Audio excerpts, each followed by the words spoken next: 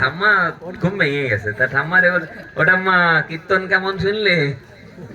তা ঠাম্মা থতমত খেয়ে বলছে, কি কীর্তন কি হয়ে গেছে?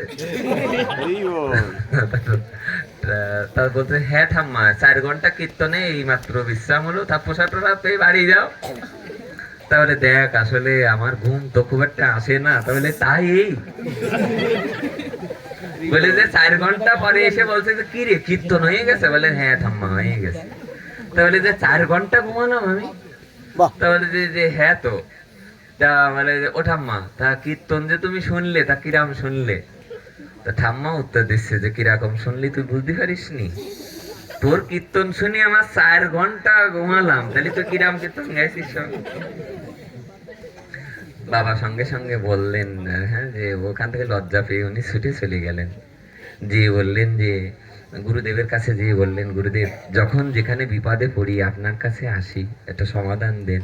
কীর্তনের এসে আসরে এসে মা 4 ঘন্টা ঘুমালো, এতে কি কোনো আমার দৃষ্টান্ত কিছু দেয়া যাবে কিনা, কিছু বলতে পারবো কিনা ভক্তদের সামনে? বাবাকে বললেন, গুরুদেব শোন, কালকে যখন কীর্তন করবি তখন সবাইকে বলবি যে পাতো ফেলে দেখেছিস? তা পাতো ফেলার আগে ধানগুলোকে কি করতে হয়? কলিয়ে নেয়। হ্যাঁ, ধানগুলোকে কি করে? ঘরের ভিতরে রেখে আগে কলাই নেয় না? বলে ওই কল সহ ধানগুলো কোথায় ফেলে? পিসি রাস্তার পরেই ফেলে নিশ্চয়। পিসি রাস্তার পরে ফেললে কি ধান হবে? পাতো হবে কি? বাবাজি মহারাজ বললেন যে বলবি পাঠের আসে। গুরুদেবকে বলছে, বাহ বাহ বাহ গুরুদেব, আপনি তো দারুণ সংবাদ দিচ্ছেন আমাকে। গুরু মহারাজ কি এত সহজ? গুরু মহারাজ সিদ্ধান্ত দিলেন, শোন, কালকে যখন পাঠ করবি, কীর্তন করবি, তখন ভক্তদের যে বলবি যে ধান যখন পাতো ফেলতে হয় তখন কলগুলো নিয়ে যে বীজতলায় ফেলতে হয়, অর্থাৎ যে জায়গাটায় মাটি কর্তন করে মাটিকে তৈরি করে ওটাকে বীজতলা বলা হয়। বীজতলায় না ফেললে কখনো পাতো হবে না। কিন্তু পাতো যখন ফেলতে হয়, অর্থাৎ ধানগুলো যখন ফেলা হয়, তখন কলগুলো অনেক সময় নিম্নমুখী হয়েও 2-1টা পড়ে কিনা? ওই মা হলো এরকম মনে করো নিচের দিকে কল পড়েছে, বলে যে কিন্তু 2-4 দিন পরে যে ওই কলটা ধীরে ধীরে আবার মাটি ফুঁড়ে পাশ থেকে বেরিয়ে যায় কিনা? তেমনি এই বীজতলা কেউ যদি পিসি রাস্তার পরে যে পাতো ফেলে, ওই পাতোটা আর হবে না। তেমনি কেউ যদি এখন ওই গাছতলায় বাসতলায় হাটে মাঠে থাকে, তার কিন্তু সেখানে বীজ থেকে চারা হওয়ার সম্ভাবনা নেই। এই বীজতলার উপরেই কথা, সাধু সঙ্গ যেখানে হয় এখানে এসে ঘুমাক, এখানে এসে ঘুমাক। কিন্তু 2-4 দিন পরে ঘুমাতে ঘুমাতে যখন চরণ ধুলির কি পায়, সাধু দর্শনের কি পায়, হরিনামের কি পায়, প্রসাদের কি পায়, ওই বীজতলায় যেমন কলটা উঠেছিল, দেখবে ধীরে ধীরে ধীরে ধীরে তার সাধু সঙ্গ ভালো লাগবে। হরিকথা মা ঘুমিও না, গালাগালি যা দেওয়ার পরে দিয়ে নি, পেমসে বলো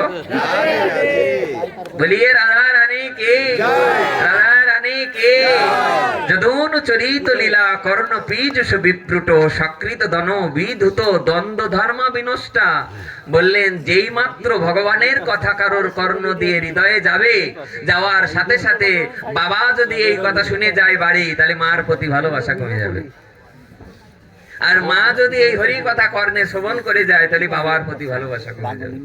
কোন সন্তান যদি এই কথা শুনে বাড়ি যায়, তাহলে বাবা মার পরে টান কমে যাবে। আহা, ভাগবতের কি কথা! তাহলে এই কথা তো শোনা যাবে না। যদি ছেলে মেয়ের প্রতি বাবা মার টান কমে যায়, বাবা মার প্রতি টান কমে যায়, তাহলে তো এই কথা শোনা যাবে না। ভ্রমরকে বললেন, রাধারানী শোন, রাধারানী, কিন্তু এই ভালোবাসাটা কোথায় যাবে তাই শোন। ভালোবাসাটা কমে যাবে পরিবারের প্রতি, কিন্তু এই ভালোবাসা কমে যে ধীরে ধীরে রাধা গোবিন্দের চরণে এই ভালোবাসা। এর পরের লাইনটা কি বললেন? পরের লাইনটাও শোনো, এটা বলে আমরা 5 বিশ্রাম রাখি। পরের লাইনটা শোনো, তাহলে কি বললাম আমরা? যদনু চরিত লীলা কর্ণ পীযুষ বিপ্রুট সকৃত ধন বিদুত দ্বন্দ্ব ধর্মা বিনষ্টা। সব ধর্ম তোমার নষ্ট হয়ে যাবে। গীতাতে যেমন 66 নম্বর শ্লোকে আছে না, 18 অধ্যায়ের 66 নম্বর শ্লোক কি যেন? সর্বধর্মান, সব ধর্ম ত্যাগ করে দাও। অর্জুন পাশে থেকে বলছে, তা সব ধর্ম ত্যাগ করে কি করবে? বলে আমার চরণে আত্ম। যেমন দ্রৌপদী যেমন নিজের বসন ধরে নিজে আঁকড়ে ধরছে যে আমার বসন যেন না খুলে নেয়, এবং গোবিন্দ পাশের থেকে বলতে চাইছেন যে তুমি আর একটা হাত উপরে তুলে ধরো না, আমি তোমাকে রক্ষা করিব। আমি মা সূচ, কোন শোক করো না, চিন্তা করো না, আমি তোমাকে অগদমন যশোদানন্দন নন্দসন কমল নয়ন গোপীচন্দ্র বৃন্দাবনেন্দ্রা প্রণত করুণা কৃষ্ণ বিত্তনেক স্বরূপে তৈ মম রতিরুচ্চর বর্ধিতাম নমধেয়। আমাদের দাদা একটা কথা বলে, শ্রী বিল্বমঙ্গল কৃষ্ণ দাস দাদাজি মহারাজ, ওনার কথাটা একটু বেশি চলে আসে, এই জন্যে ওনার সাথে তো আমার বেশি সাধু সঙ্গ পড়ে, এই জন্য ওনার কথাটাই বেশি চলে আসে। ওনার অনেক দিন আমি শুনেছি ওনার মুখে, উনি দেখি পাঠের মধ্যেই বলে ফেলে, জানেন যখন এই জায়গায় উঠে দুটো কথা বলি মনে হয় আমি অন্য কোনো জায়গায় আছি। আপনারা জানেন বসে দুটো কথা শুনলেন, আপনারা বলুন না, সংসারে এই শান্তিটুকু কখনো পাওয়া যায়? কত চিন্তা, কত টেনশন, কাল সকালে কোথায় চাকরিতে যাব, কোথায় কাজে যাব, কোথায় টাকা লাগবে, কোথায় ছেলের কিডনি নষ্ট, কোথায় বাবা মারা গেছে, কোথায় শ্রাদ্ধ হবে, কত টেনশন টেনশন আর চিন্তা করতে হয় মানুষের। কিন্তু এই চিন্তার বোঝাটা মাথার থেকে নামিয়ে যদি কেউ গুরু গোবিন্দের চরণটাকে একবার আশ্রয় করতে পারে, তাহলে হ্যাঁ, ঠাকুর রামকৃষ্ণ পরমহংসদেব নরেনকে বলেছিলেন, ও নরেন, কলিকালে যারা জন্মে তারা তো পাপ করবে, তাই শোন, মায়েরা যেমন ধান নাড়ে, ধান নাড়ার পরে দেখবি পাখি কুলি কত কীট পতঙ্গ এসে বসে ধান খেয়ে যায়। শোন, যদি দুটো তালি দিতে পারিস না, তালি দেওয়ার সাথে সাথে যেমন পাখি উড়ে যায়, তেমনি হৃদয় আকাশে যেই মাত্র কাম ক্রোধ লোভ মদ মোহ আচ্ছর্য হৃদয় আকাশে যখন কুড়ে কুড়ে খেতে যাবে, তখন তুইও দুটো বাহু তুলে করতালি দিস আর হরিনাম করিস, যেন আমারও হয়, আমার কল্যাণ হয়। যদনু চরিত লীলা কর্ণ পীযুষ বিপ্রুট সকৃত দন বিধুত দ্বন্দ্ব ধর্মা বিনষ্টা অগদমন যশোদানন্দন নন্দসন কমল নয়ন গোপীচন্দ্র বৃন্দাবনেন্দ্রা প্রণত করুণা কৃষ্ণ বিত্তনেক স্বরূপে তৈ মম রতিরুচ্চর বর্ধিতাম নামদেব। নিখিল স্তুতি মৌলি রত্নমালা দুটি নিরাজিত পাদ পঙ্কজাত ওই মুক্ত কুলৈরূপাস্যমানং পরিতস্তাং হরিনাম সংশ্রয়ামি জয় নাম ধেয় মণিবৃন্দ গেয় জনরঞ্জনায় পরমক্ষরাকৃতে তম নদরাদপি মনাগুদিরিতাম নিখিলোগ্র তাপ পটলিম বিলুম্পচি। বলেন, ওগো, জিহ্বার আগায় যদি কেউ একবার নাম উচ্চারণ করে, কোটি কোটি জন্মের পাপ তাপ তার দূরীভূত হয়ে যাবে। মাত্র জিহ্বার আগায় একবার মাত্র নাম উচ্চারণ করার সাথে সাথে তার কোটি জন্মের পাপ, এক জন্মের পাপ নয়, জিহ্বার আগায় যদি একবার, তাও আবার অবহেলা করেও যদি কেউ নাম উচ্চারণ করে, নাম দেও মণিবৃন্দ গেও জনরঞ্জনায় পরমক্ষরাকৃতে তম নাদুরাদপি মনাগুদিরিতম নিখিলোগ্র তাপ। নিখিল মানে কোটি কোটি, অনেক, নিখিল মানে যা অনেকে বলে না নিখিল বিশ্ব বা নিখিল শাস্ত্র, নিখিলোগ্র তাপ পটলিম বিলুম্পসি, বলে কোটি কোটি জন্মের পাপও যদি থাকে, বলে অবহেলা করেও যদি কেউ নাম নেয়, হরে কৃষ্ণ, সাধু প্রেম সে বলো রাধে রাধে, কাছে না টিটকেরি করে বলে, বলে টিটকেরি করেও যদি বলে প্রেম সে বলো রাধে রাধে, যদা বশবুদ্ধান কবলিত ভবদ্ভান্ত বিভব তত্তন্দানামপি দিশতি ভক্তি প্রণয়নীম জনস্তস্য দত্তং জগতি ভগবান নাম তরণে কীর্তিতে নির্বক্তুম কইহ মহিমানাং প্রভবতী।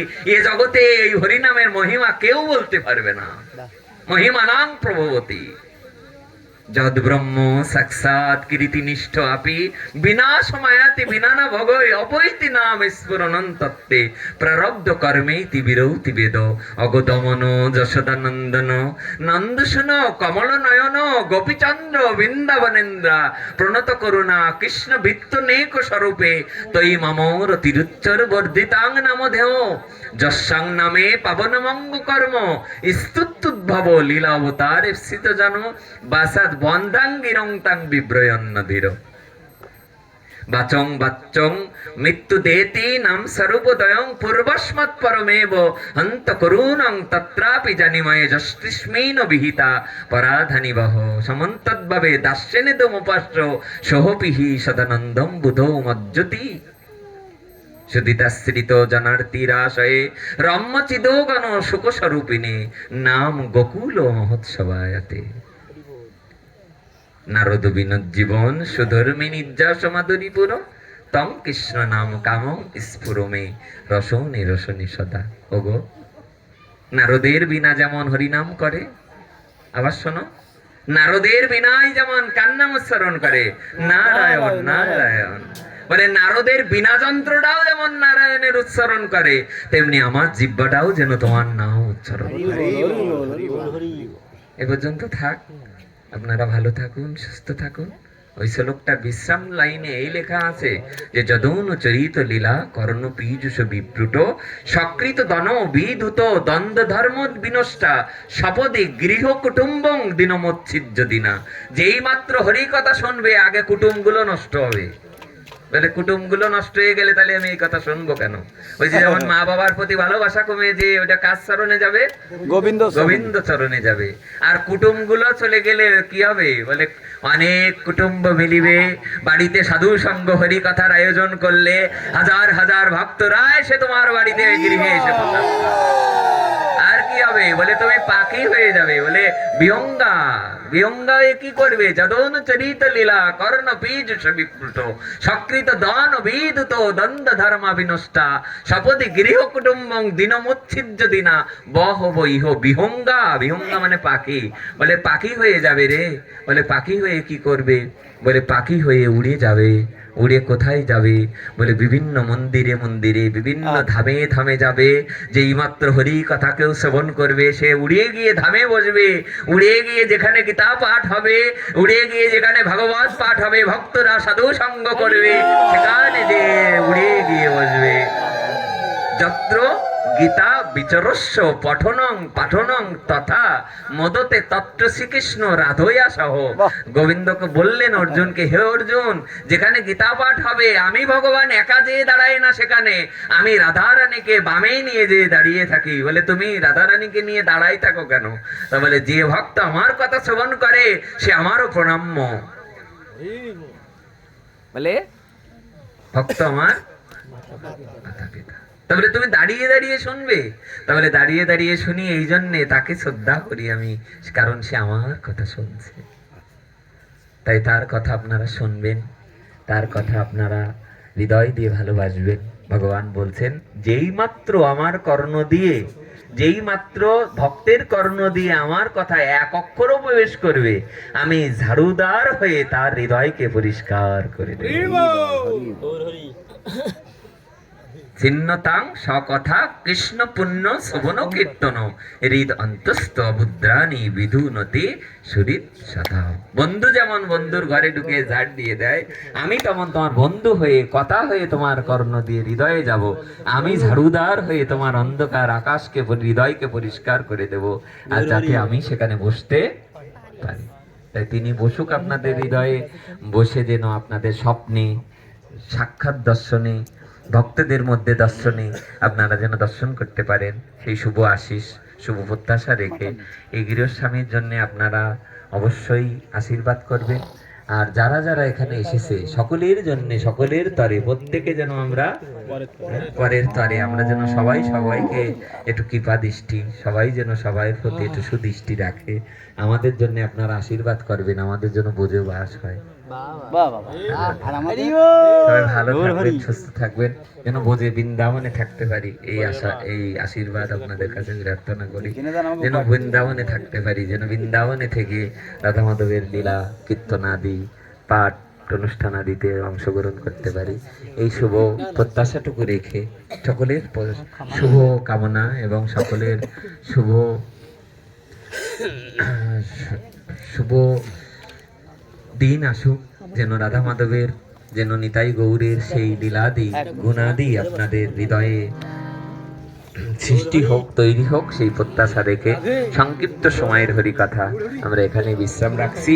এখন আমাদের একটু কীর্তন হবে 2-5 মিনিট, তারপর আপনারা প্রসাদ পাবেন। জয় জয় শ্রী রাধে। জগতে জনিতা জগৎ কেউ উঠবেন না দয়া করে, আর 5 মিনিট তো। আচ্ছা, যাদের সমস্যা আছে তারা উঠবেন। কলিকালের যুগ ধর্মই হলো নাম সংকীর্তন। আমরা এখন 5 মিনিট নাম করব, আপনারা আমাদের সাথে একটু পাঠ কীর্তন হবে, এটা শুনতে হয়। শুধু পাঠটাই নয়, পাঠের সাথে মানে শুধু তো অন্ন না, অন্যের সাথে ডালটা খেতে হয়, অন্যের সাথে মুগের ডাল, অন্যের সাথে ছানার লতা, হ্যাঁ, বা কলার মোচাটাও খেতে হয়, তাই না? জয় রাধে।